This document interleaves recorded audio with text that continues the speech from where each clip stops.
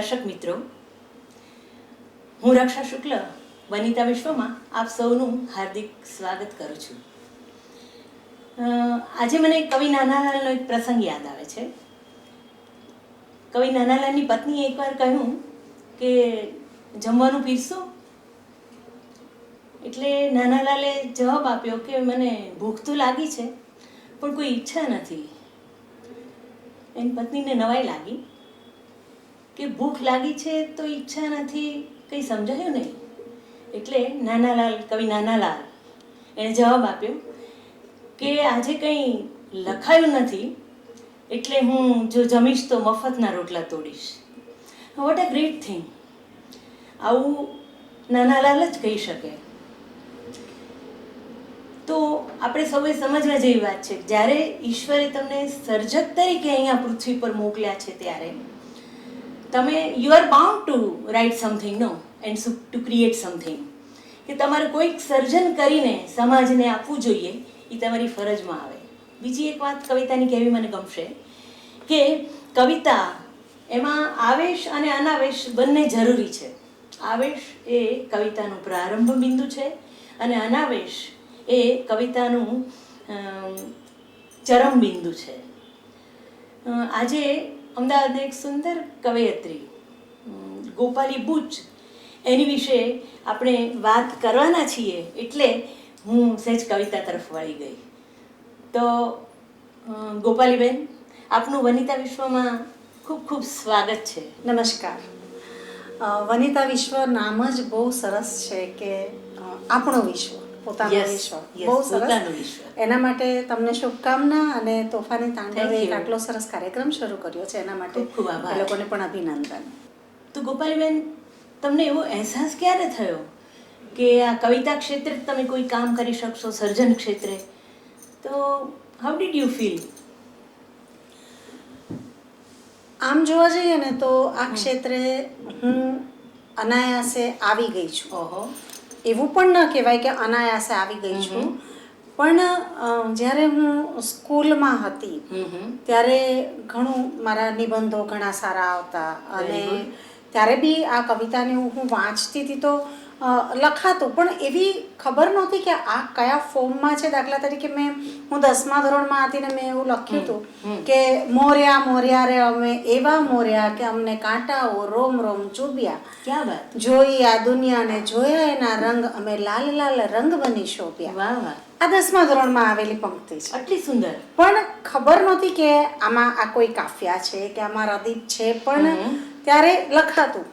પછી તો રક્ષાબેન ડૉક્ટર થવાની મને તો ઈચ્છા, એટલે ફોકસ તો મારો સાયન્સ ઉપર, મેથ્સમાં કાચી, ગણતરીમાં આજે પણ થોડી કાચી છે. પણ એ રીતે.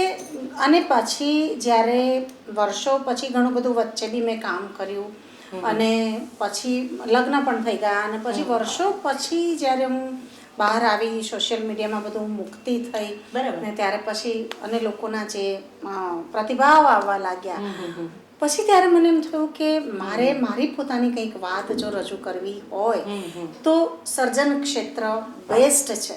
અને બીજું સામાજિક નિસ્બત ધરાવીએ છીએ તો સમાજમાં કશું પણ યોગદાન કરવું હોય, વિચારો પહોંચાડવા હોય તો બી સર્જન ક્ષેત્ર સૌથી ઉત્તમ છે. અને એટલે મેં સર્જન ક્ષેત્ર પસંદ કર્યું કે ફરી વખત પેલું જે ખોવાઈ ગયેલું વ્યક્તિત્વ હતું એની સાથે રીકનેક્ટ થવાતું હતું.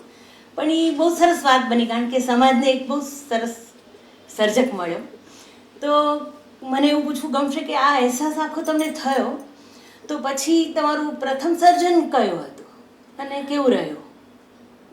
મારું પ્રથમ સર્જન છે ને, હકીકતમાં તો જો આપણે સૌ એવું તો જાણીએ છીએ કે જે બી કંઈ અભિવ્યક્તિ આવે છે એ ઘણી વખત એવું બનતું હોય છે કે સ્વાનુભવમાંથી આવે. તો મારું જેને તમે એમ કહી શકો કે આ મારું પ્રથમ સર્જન એ મારું એક ગીત હતું. અને મને અત્યારે એ સમયની વાત જુદી હતી, પણ મને જે પેલું મારું સ્વપ્નું અધૂરું રહી ગયું હતું કે મારે ડૉક્ટર થવું છે ને પછી મેં જે આર્ટ્સ લીધું તો મમ્મી પપ્પાનો ખૂબ સપોર્ટ, પણ તેમ છતાં પણ એક વસ્તુ એમ રહ્યું કે હું આ વસ્તુ નથી કરી શકી. અને પછી મને આગળ ભણવું હતું અને વચ્ચેથી લગ્ન થયા એટલે એમાંથી મારું પહેલું સર્જન એવું આવ્યું કે યૌવનના અણસારે ઉંબરથી ઠેલાણું ફળિયામાં ઉછળતું નામ સખી મારું શૈશવ નામે હતું ગામ. વાહ વાહ વાહ. અને એ મારી આખી પોતાની જ એમાં અભિવ્યક્તિ બહાર આવી. હા, સંવેદના કે મને આગળ હજી કશું કરવું હતું. અને લગ્ન મારા મરજીથી જ થયા કે ત્યારે એટલી સમજણ પણ નહોતી કે ત્યારે એક એવું પણ સ્વપ્ન કે ચલો બહુ સરસ મજાનો એક પેલા ઘોડા ઉપર બેસીને આવશે રાજકુમાર અને લઈ જશે ને એક નવી દુનિયાનો અનુભવ શરૂ થશે. એટલે એ બી આનંદ હતો. પણ આજે છૂટી ગયું હતું એમાંથી આ સર્જન પહેલું આવ્યું. એટલે ગોપાલબેન આમ તો કવિ પોતે છે એ કાગળ પર બૂમો પાડતો હોય છે, એટલે એની જ સંવેદનાઓ છે એ અંદર વ્યક્ત થતી હોય છે. અને બધા જ સર્જકો હોય, એ ટાંકણું લે કે પીંછી લે કે કોઈ સંગીતનું વાદ્ય કોઈ લે કે ગમે તે, પણ એનું એ પોતાનું છે એ સર્જન હોય છે અને એનો એની અનેરો આનંદ પણ હોય છે. એટલે તમારી આ વાત ખૂબ ગમી. પણ એના બીજ છે ને ક્યાંક પડેલા હશે, હા, ક્યાંક તો પડેલા. હું ઘણી વખત છે ને મારા મમ્મી સવારના પોરમાં બહુ ગીતો ભજનો ગાય. રામરક્ષા સ્તોત્ર અમારા ઘરમાં રોજ બોલાય. એટલે પેલો એક લય અને શબ્દ સતત ઘૂંટાતા રહ્યા. એમાંથી ધીરે ધીરે આ ક્ષેત્ર હાથમાં આવ્યું. એટલે મેં કીધું અનાયાસે આવી ચડી છું, પણ મારું ગમતું કામ તો આ છે. પણ મહાશ્વેતા દેવીને એવું હતું કે એની માં છે એ સતત એની માં બહુ વિદ્વાન હતી. એટલે એના મોએ એણે જે મીરાના અને સુરદાસના ને એના ભજનો ને બધું સાંભળેલું, તો એનામાં એ આખી વાત ઉતરીને આવી અને એના કાવ્યોમાં એ જોવા પણ મળે છે નિસ્બત આખી. અને આ બધી વાતો બધા જે વિદ્વાનો સાહિત્યના આપણા થઈ ગયા એની. તો ગોપાલબેન, તમે જે આ સર્જન કર્યું એમાં કોઈ ક્ષેત્રમાં તમે ગૃહિણી પણ છો અને વળી તમે પાછા એક સર્જક પણ છો, તો બંને વચ્ચે કંઈક સંઘર્ષ કે એવું તો રહ્યું હશે. તો આ આખી સફરની તમે વાત કરો. હા, તો મને બહુ ગમતો સવાલ છે, કારણ કે આ મારી વાત છે. મેં તમને જે રીતે કીધું ને કે શાળા જીવનથી જ મને ભાષા સાથે જે એક લગાવ થયો. ભલે ઈચ્છા મારા મનમાં એમ હતું કે મારે ડૉક્ટર થવું છે, પણ સંજોગોવશ હું ન થઈ શકીને હું સાયન્સ ના લઈ શકી, પછી આર્ટ્સ લીધું. અને એમાં ભાષા સાથે પ્રેમ થયો. મને એમ થાય કે એ જે અમે જ્યારે સ્કૂલમાં હતા અને જે ટીચર્સ જે ભાષા મારા રસીલાબેન હતા, સંસ્કૃત અને ગુજરાતીમાં હતું, એ જે રીતે ભણાવતા હતા, જે તમને એમાં બીજું બધું એટલું બધું જોડતા હતા કે ધીરે ધીરે ધીરે આપણને એમ થાય કે આ આપણી ભાષા છે. પછી રક્ષાબેન મને કહેવાનું બહુ ગમશે, મારા એક નિહારિકાબેન હતા, સીવણ સબ્જેક્ટ લે, ગૃહ ઉદ્યોગ, મને જરાય ગમે નહીં. અને એ અગાઉથી એમ સૂચના આપે કે જે સીવણનો ડબ્બો નહીં લાવે એનો હું ક્લાસ બહાર કાઢી મૂકીશ. એટલે એ જેવા ક્લાસમાં એન્ટર થાય ને હું એમને એમ કહું કે હું ડબ્બો નથી લાવી, હું બહાર જાઉં. પછી એમને એવી ખબર પડી ગઈ હતી કે આ ચાય કરીને પછી બહાર જઈને હું જાઉં લાઇબ્રેરી. એમને એવી સમજણ પડી ગઈ હતી કે આ જઈને બેસે છે લાઇબ્રેરીમાં ને વાંચે છે. એટલે એ મને બહુ જ ગમતું. પછી તો એમને એમ ખબર પડી કે હું ચાય કરીને આવું કરું છું, એટલે મને સ્ટેજ પાસે નીચે બેસાડતા તક નહીં, બહાર નથી જવા બેસા કરી. પણ આ બધા પરિબળોએ ભાષા સાથે જોડી દીધી અને ધીમે ધીમે આ લગાવ ઉત્પન્ન થયો. પછી મેં BA કર્યું તો એમાં પણ ઇંગ્લિશ અને ગુજરાતી, એટલે ત્યારે બી હું ભાષા સાથે જોડાયેલી રહી. લગ્ન થયા ને પછી એક લાંબો રાઇટર્સ બ્લોક આવ્યો, કારણ કે એ ગૃહિણીના રોલમાં એટલી બધી પરોવાઈ ગઈ ને એ બધું. ઘણા બધા વર્ષો પછી એક દિવસ મેં જે કીધું, મારે રસીલાબેન મારા ઘરે શિક્ષકો સાથેનો સંબંધ આ જ દિવસ સુધી જળવાયો છે. એ શિક્ષકોની પણ મહાનતા છે કે કેવો એમની સાથે કેટલું એક તાદાત્મ્ય સંધાયું હશે કે આ દિવસ સુધી એમની સાથેના સંબંધ જળવાયા છે. તો એ મારા ઘરે આવ્યા અને મને હાથ ખેંચીને કીધું કે ગોપી, હવે બહુ વર્ષો ઘરમાં રહી, તારામાં ઘણી બધી વસ્તુ છે. એ લગ્ન પછી 23 વર્ષે ખૂબ સરસ હું એમની સાથે કલમ લેખિકા મંચ સંસ્થા છે એમાં જોડાઈ અને લખવાનું શરૂ કર્યું. અને ધીરે ધીરે ધીરે એક ધાર નીકળવા માંડી. પછી તો એમાં જોડાયા પછી એવી ખબર પડી કે સાહિત્ય પરિષદમાંથી જર્નાલિઝમ થઈ રહ્યું છે.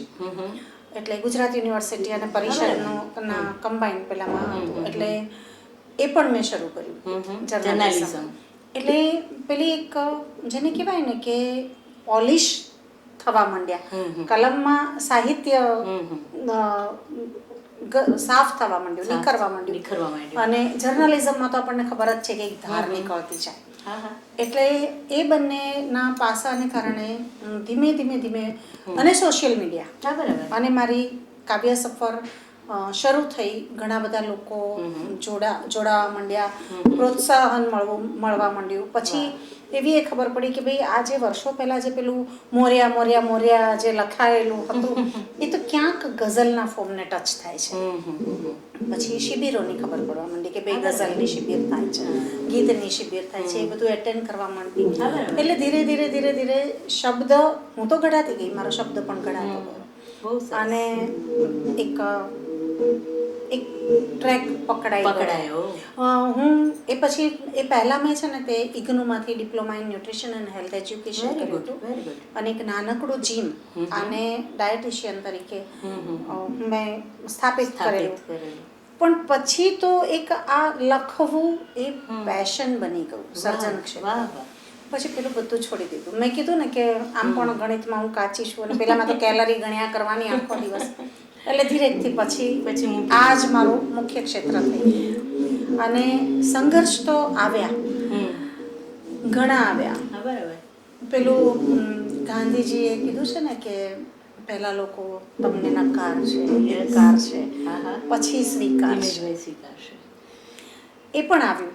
પણ દરેક વસ્તુનો એક સમય હોય. એ રીતે આજે જીવનની મજા છે. પણ એવું બને છે કે આપણે ફરજોને એવું બજાવીએ પછી ધીમે ધીમે જ બધા સ્વીકાર કરતા થાય કે નહીં આ તો કંઈક કરે છે, કારણ કે પુરુષ પ્રધાન સમાજની અંદર આપણે છીએ. એટલે તમારી આ સંઘર્ષની વાત બધી જાણવી બહુ ગમી. અને તમારું આ પાસું બહુ ગમ્યું કે તમે જિંદગી પર પેલા વિદ્યાર્થીની જેમ તમારી જ્ઞાનની ભૂખ પહેલેથી હતી. જર્નલિઝમમાં પડ્યા, તમે આ ન્યુટ્રિશનમાં ને એમાં પણ પડ્યા. એટલે એ બધું તમારું નીકળીને પછી બધે બહાર આવે છે. એટલે બહુ ગમ્યું. પણ આ બધાની વચ્ચે પેલું બેલેન્સ તમે કઈ રીતે જાળવ્યું? બેલેન્સ તો જે તમે કીધું ને કે પુરુષ પ્રધાન સંસ્કૃતિમાં, રક્ષાબેન ઓન સ્ક્રીન છું અને ખુલ્લા દિલે જ કેવું છે કે હા તકલીફ થઈ, સંઘર્ષ આવ્યો. ઘરથી જ પહેલાં તો વિરોધ શરૂ થયો. કુટુંબમાં તો મેં ઘણી વખત જોયું છે એમ, કુટુંબથી પણ એમ કે કશુંક ચૂકી જવાય છે તો આ ક્ષેત્રમાં વધારે યોગદાન છે તો ઘરનું કશું ચૂકી જવાય છે, બધે તો બધું ન પહોંચી વળાતું અવેલેબલ નથી. પણ જેમ જેમ જેમ એક મક્કમતા મેં જાળવી રાખી કે હું બધી વસ્તુને પહોંચી વળવાનો પ્રયત્ન કર્યા કરીશ, પણ મારું કામ છોડીશ નહીં. અને એમાં મારા હસબન્ડ મારી સપોર્ટમાં ઘણા જ આવ્યા. અને એમને એમ થયું કે નહીં આનામાં કંઈક એવું છે કે જે કરી રહી છે તો એને સપોર્ટ મળવો જ જોઈએ. એટલે એમ કરતાં કરતાં ધીરે પછી હું એવી રીતે કરું છું કે મારે ચલો કશું કામ છે, મારે આ વસ્તુ કરવાની છે તો હું એક ટાઈમ ટેબલ એડજસ્ટ કરી લઉં છું. થોડું વહેલું ઉઠીને કે થોડું મોડે સુધી જાગીને એવી રીતે. એટલે ઘર, પરિવાર, બાળકો, પતિ, સમાજ અને હું પોતે એમ સમીકરણો ગોઠવી દીધા છે. અને એને હું જીવનના 7 રંગ કહું છું. અને જળવાઈ જાય છે. અને એમાંથી થઈ જાય છે સરસ. બધા મને હવે સ્વીકારે છે. બહુ મારા કુટુંબીજનો મને બહુ જ પ્રેમ કરે છે, કારણ કે એ લોકોએ બી સ્વીકારી લીધું છે કે નહીં કશુંક છે અને સમાજ સુધી પહોંચાડવું જરૂરી છે. ના પણ આ સમયગાળો એવો છે કે દરેક સ્ત્રીના જીવનમાં આવે છે અને તમારે સાબિત થવું પડે છે કે આઈ કેન મેનેજ એવરીથિંગ. ઘર પણ હું સંભાળીશ. અને પહેલાં તો તમે કેટલો બધો સમય કુટુંબ માટે, ઘર માટે બધો આપ્યો હશે, સમાજ માટે, અને સમાજે જોયું હશે. એટલે પછીથી ધીમે ધીમે જોડાતા જશે. પણ આપણું મૂળ, આપણો પતિ, એની સમજ જો આપણને મળી જાય તો પછી ઉગવાની મજા આવે છે. હા, એનું જો મન ન પેલું થાય તો આપણને બહુ મજા નથી આવતી. પણ પછી ઉગી શકાય છે એના સાથમાં. એક ઢાલ રૂપે આપણી પાસે પછી ઉભા હોય છે. એટલે તમારું શરૂઆતનું જે સર્જન છે અને અત્યારનું સર્જન છે, તમે કે what is the difference between them? બહુ જ ઘણો બધો ડિફરન્સ. મેં ક્યાંક વાંચેલું હતું જે હું હવે અત્યારે અનુભવી રહી છું કે એમાં એમ લખ્યું હતું કે તમારું શરૂઆતનું જે સર્જન હોય છે ને એ તમારા પોતાના અનુભવો, તમારો આક્રોશ, પીડા, Yes. પ્રેમ જે બી કંઈ Yes. હોય, Yes. એટલે એ સ્વ અભિવ્યક્તિ હોય છે. સ્વ અભિવ્યક્તિ. પણ પછી ધીમે ધીમે જેમ તમે આગળ વધતા જાઓ છો એમ તમે સમાજને પણ સાથે જોડતા જાઓ જોડતા છો. જાઉં છું. સમાજ માટે કામ કરતા પણ સમાજના પ્રશ્નો તમને સ્પર્શતા જાય છે. સાચી વાત. એટલે મારું જે શરૂઆતનું સર્જન છે એ હું પોતે અભિવ્યક્ત થઈ હા, છું. બરાબર. ક્યાંક હા, બરાબર. સારા પ્રસંગો, માઠા પ્રસંગો જેમ સાચી દરેકના વાત. જીવનમાં આવતા હોય છે. આવતા હોય છે. હવેનું સર્જન જે આવે છે એ સામાજિક નિસ્બત વાળું પણ આવે છે અને સમાજને વેચવાની વાત, વેચવાની ગમતાનો વાત. ગુલાલ કરવાની વાત વાત પણ પણ. હવેના સર્જનમાં અનાયાસે ઉતરી આવે છે. સાચી વાત છે. તો આ કોઈ ગમતું કાવ્ય અત્યારનું તમારું ઈ તમે રજૂ કરશો તો ગમશે. પહેલા કીધું કે પહેલા જે આવેલું હતું યૌવન નાણ સારે ઉંબરથી ઠેલા. સ્વાગત છે. એને નહીં એટલે એ શરૂઆતનું જે સર્જન હતું અને હવેનું જે સર્જન આવે છે એટલે બેની વચ્ચે કેટલો બધો ફરક છે કે બરાબર. અમે સાપુતારા ગયા હતા હા. કાર્ય શિબિરમાં. ઉષાબેને જુઈ મેળો અંતર્ગત જે કાવ્ય શિબિર કરી હતી એમાંથી આવેલું આ એક કાવ્ય છે. સ્વાગત છે. એક ધારું, કાવ્યનું શીર્ષક છે બીજ. અચ્છા. એક ધારું વરસતું આકાશ સાક્ષી ભાવે ભીતરના સ્પંદનોને ઝંઝોડી રહ્યું છે. ધુમ્મસને આગળ ધકેલતો પવન અને ઘનઘોર વાદળોની વચમાં આંખમાં જરાક ઉઘાડ નીકળ્યો છે. વાહ વાહ. બધા બાંધ તોડી મારી સંવેદના પણ હવે વહી રહી છે. ખળખળતા ઝરણાઓના સુમધુર લયમાં હું ખીલું ખીલું થઈ રહેલી પોયણીમાં પ્રભાતના પહેલા કિરણને પરોવતી ખુલ્લી હવાના સ્વપ્ના ગૂંથું છું. વાહ વાહ. અને છૂટે હાથે આ ધરાતલમાં વેરી રહી છું બંધન મુક્ત ખુશીઓના બીજ. એના ઉગવાની જગ્યાથી અજાણ પણ ઉગશે જ એવા અટલ વિશ્વાસ સાથે. વાહ વાહ. મને એક દિવસ એ દેખાશે, મને એ દેખાશે વિશ્વના કણ કણમાં મહેકી રહેલી ખીલતી કળીઓના શ્વેત ગુલાબી માસૂમ હૃદય પટ પર ફરકતા સ્મિત સ્વરૂપે. વાહ વાહ. મને એ દેખાશે સ્થિર ભાવે પ્રભાતની ઉર્જાને આત્મસાત કરતા સમાધિસ્થ મૌન સ્વરૂપે. અને ત્યારે ફરી કોઈ સંવેદનાઓના બાંધ તૂટશે, ફરી વહેશે એ જ ઝરણ, એ જ સપના, ફરી વેરાશે બીજ ખુશીઓના આ ધરાતલમાં, ફરી વિશ્વ ફલક પર મહેકશે સ્નેહ ભીના હૃદય, ફરી ફરતું હશે સમય ચક્ર પ્રેમનો પાયો ધરી. વાહ વાહ. બસ એવા જ સમયના કોઈ મધ્ય બિંદુ વચ્ચે ક્યાંક કોઈક જગ્યાએ નખશીક ઝીલતી રહીશ હું ઉઘડતા આકાશના ક્યાં વાત. આ વરસતા દિવ્ય ચૈતન્યને ફરી ખીલવા મથતી કોઈ નાજુક પોયણી સ્વરૂપે. વાહ વાહ વાહ ગોપાલીબેન. ખૂબ ખૂબ આભાર રક્ષાબેન. Thank you. આ અત્યારનું સર્જન છે કે હવે ક્યાંક ખુશીઓના બીજ વેરવાની ઈચ્છા થાય, ગમતાનો ગુલાલ કરવાની. બરાબર છે. એટલે સાપુતારાની પ્રકૃતિ વચ્ચે જઈને જાણે ઈશ્વર સાથે તમે સંવાદ માંડ્યો હોય એવું લાગ્યું ગોપાલીબેન. મને એમ લાગે છે કે તમે માત્ર પદ્યમાં નહીં પણ ગદ્યમાં પણ કામ તો કર્યું છે અને કરો છો. તો એ અન્ય વિધાની તમે જો અહીંયા વિસ્તૃત વાત કરશો તો ગમશે. How do you work? ચોક્કસ. મેં કલશોર નામે એક કોલમ લખી છે માતૃભારતીમાં. Very good. અને એમાં રસાસ્વાદ છે, ગીત ગઝલ કવિતા પ્લસ ઘણા બધા સમાચાર પત્રોમાં મારા ફીચર આર્ટિકલ પણ આવેલા છે. વાર્તાઓ લખી રહી છું. ખૂબ સરસ. અને ઘણા સામાયિકમાં વાર્તા પ્રકાશિત થાય છે. ક્યાંક ક્યાંક કોક જગ્યાએ એને પુરસ્કાર એટલે એને પ્રથમ ઇનામ પણ મળ્યું હોય એવું પણ બનેલું છે.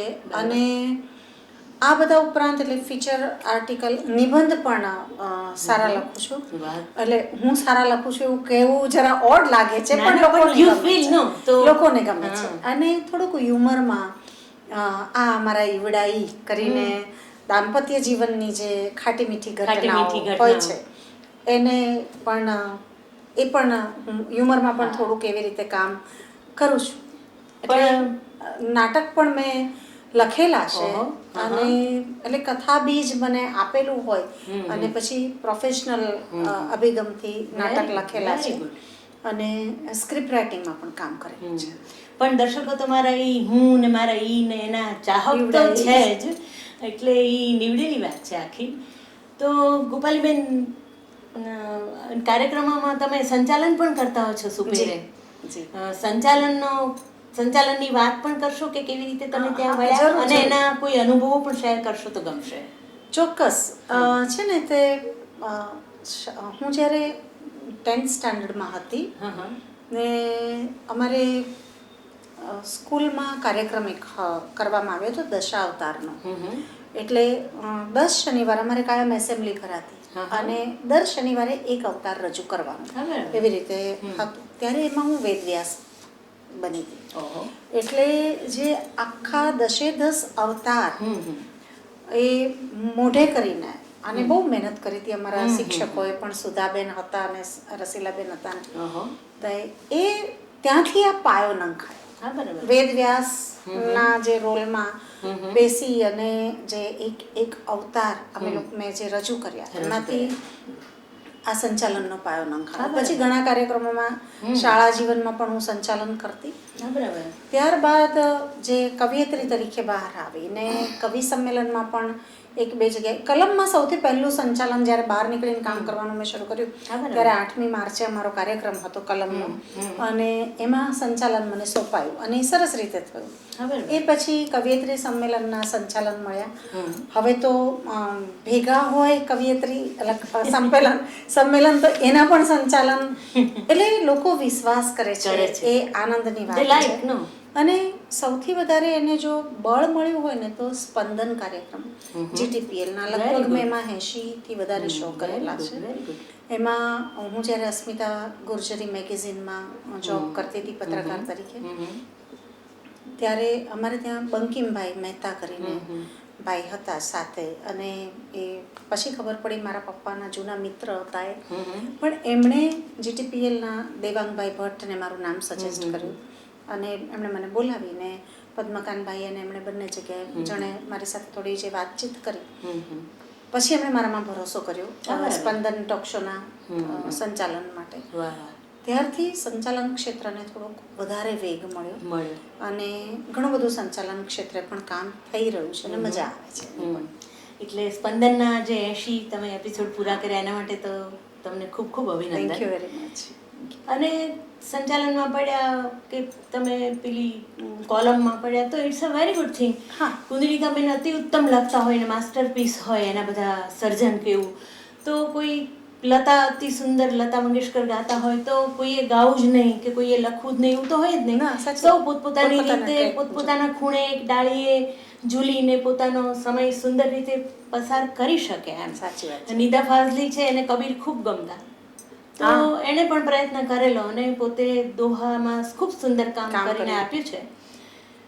તો એ ખૂબ સરસ વાત છે. એટલે દરેકે કામ તો કરવું જ જોઈએ પોતાની. ઈશ્વરે કંઈક તો આપેલું જ હોય છે. બરાબર એમ. ગોપાલબેન, તમારું કોઈ ભવિષ્યનું સ્વપ્ન હોય તો એની વિશે ચલો કહો. હું તો સ્વપ્નમાં જ જીવનારી વ્યક્તિ છું. કવિ છો, સંવેદનશીલ હોવાના. ઘણા બધા ભવિષ્યને લઈને સ્વપ્ન છે. તો પુસ્તકની તૈયારી હું અત્યારે કરી રહી છું. એટલે આ જે મેં જે હું કલશોર કોલમ લખતી હતી એના પુસ્તક, પછી અછાંદસ કવિતાઓના પુસ્તકની તૈયારીમાં ચાલે છે. બહુ સરસ. અમારા ઈવડાઈ પુસ્તકની પણ તૈયારી કરી રહી છું. બધું કામ એક સાથે હાથમાં લીધેલું છે.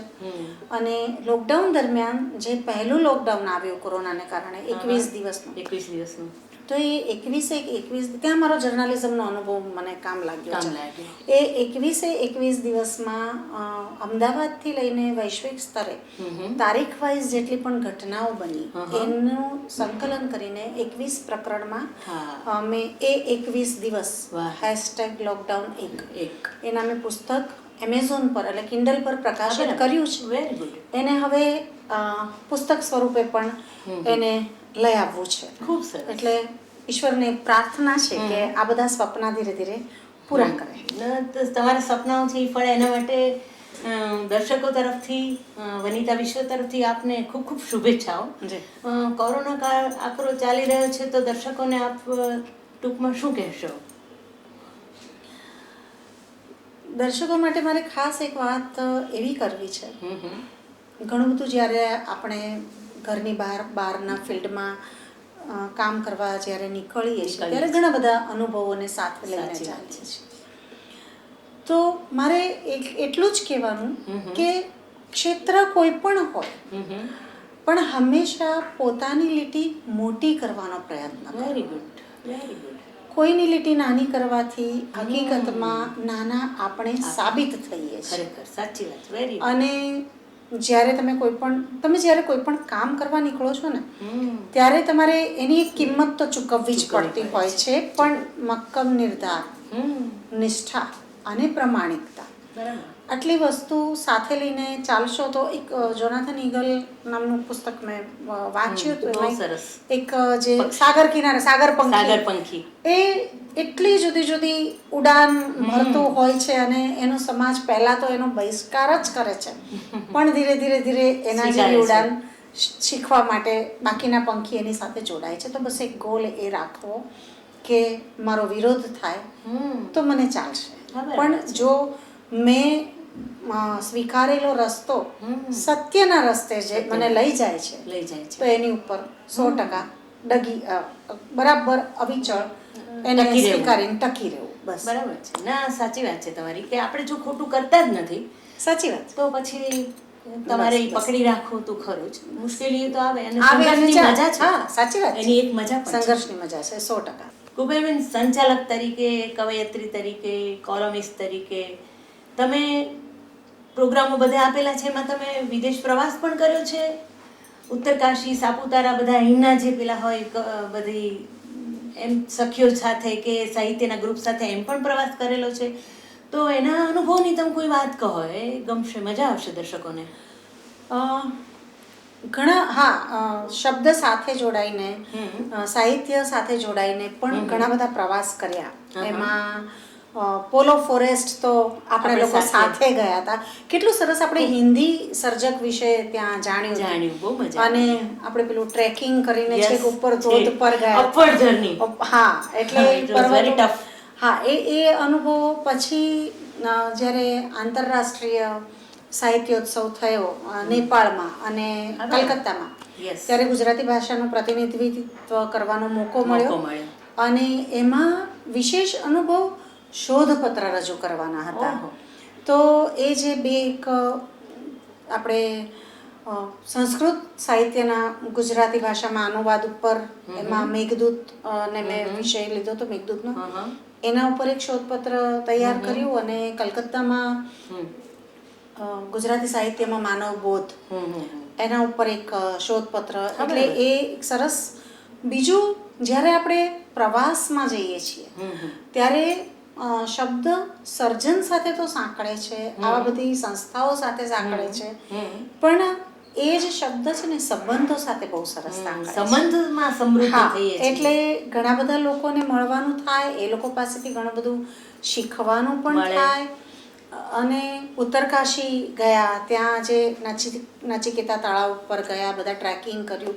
એટલે પૂજ્ય મોરારી બાપુના આમંત્રણથી જે જવાનું પ્રાપ્ત થાય, કેટલા સર્જક કથા હતી, એટલે કેટલા બધા સર્જકોને મળવાનું થયું. એ જીવનનો બહુ યાદગાર અનુભવ રહ્યો.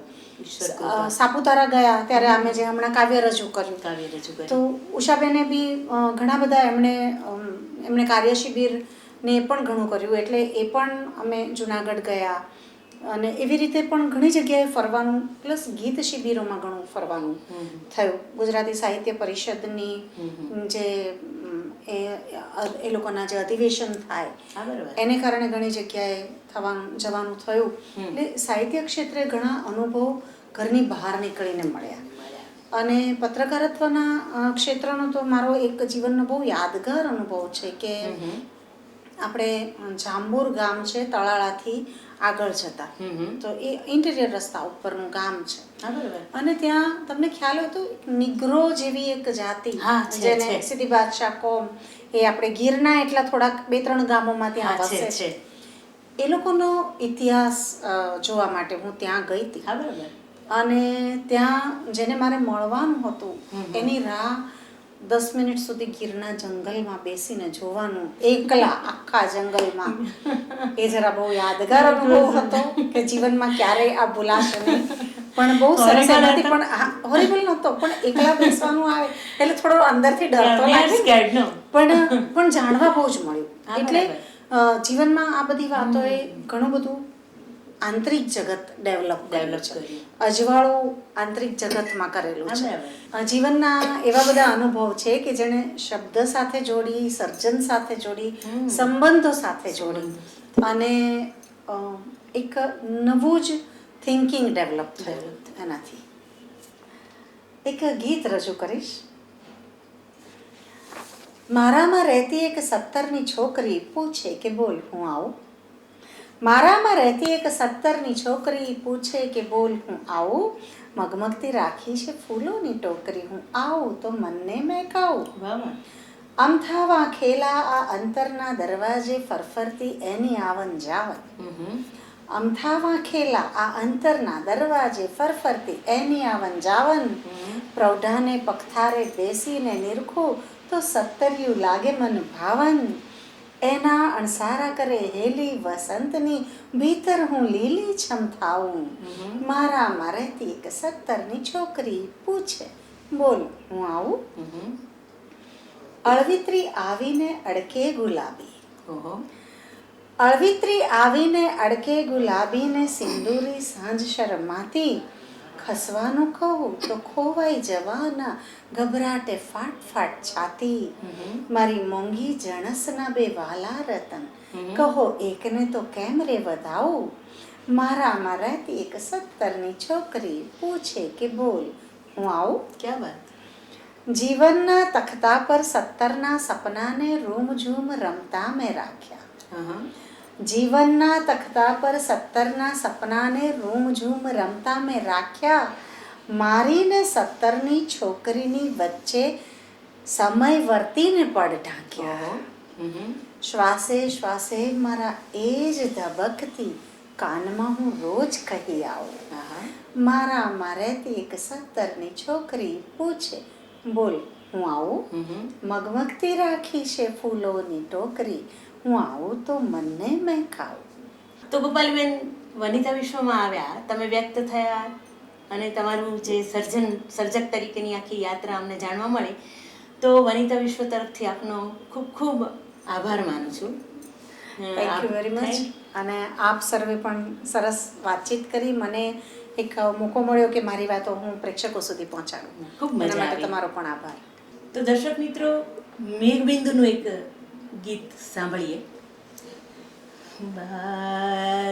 બાગમાં ટહુકો છળે તો શું કરું. બાગમાં ટહુકો છળે તો શું કરું. લાગણી ભડકે બળે તો શું કરું. બાગમાં ટહુકો છળે તો શું કરું.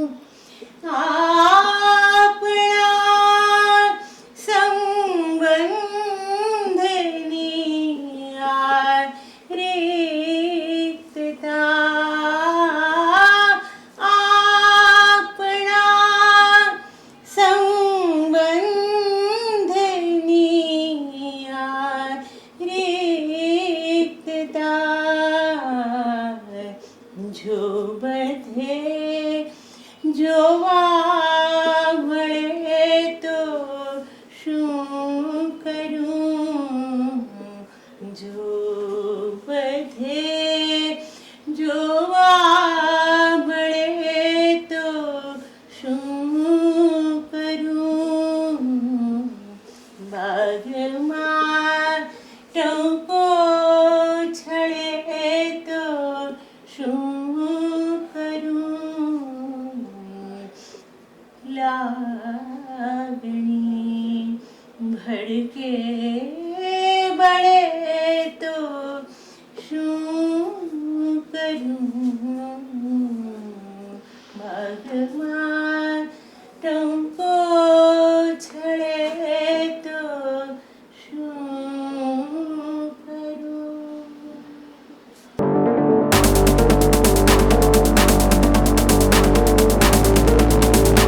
અવનવી માહિતી મેળવવા અમારી ચેનલને સબસ્ક્રાઇબ કરો અને બાજુમાં આપેલ બેલ આઇકન પર ક્લિક કરો.